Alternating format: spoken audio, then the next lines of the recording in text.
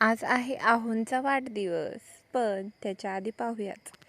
तर सकाळची सुरुवात ना सगळं काम व्यवस्थित आवरण्यापासूनच झाली, पण हर्षूची तब्येत एवढी खराब झाली का आम्हाला ना लगेच सगळे काम आवरून ना पहिलं दवाखान्यात जावं लागलं. दवाखान्यात गेलो, डॉक्टर म्हणले तुमचा मुलगा तर काही औषधच घेत नाही. मग काय, करा त्याला ॲडमिट.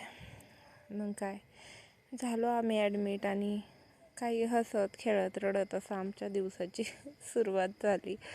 तर हॉस्पिटलमध्ये गेल्यानंतर खूपच शांत होता तो, पण सलाईन वगैरे घेतल्यानंतर बरं वाटलं त्याला. आणि लहान मुलांचं कसं असतं ना, कितीही आजारी असो पण खेळ करायचं काही ते सोडत नाही. हा खाली तर मी याला उतरून देत नव्हते सलाईनच्या हातामुळे, पण नाही याला असं व्हायचं मला खेळायचं आहे. पण सलाईन लावल्यानंतर एवढा तो त्रास द्यायचा, जवळजवळ अर्धा तास रडायचा. त्याच्यानंतर कुठे मग रडून रडून थकून झोपून जायचा. खूप कठीण गेला मला आजचा दिवस. आणि त्यातल्या त्यात यांचा बड्डे पण होता. केक मी आदल्या दिवशीच आणायला सांगितलं होतं, पण पहा ना आज हे असं झालं. पण ठीक आहे, पहिली प्रायोरिटी आपला बच्चा.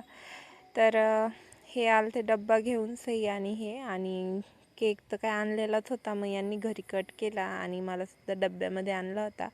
तर बाबा चालले म्हणून आम्ही खूप रडत होतो, पण मग काय करणार, घरी गाय वगैरे आहे, जावं तर लागणारच ना.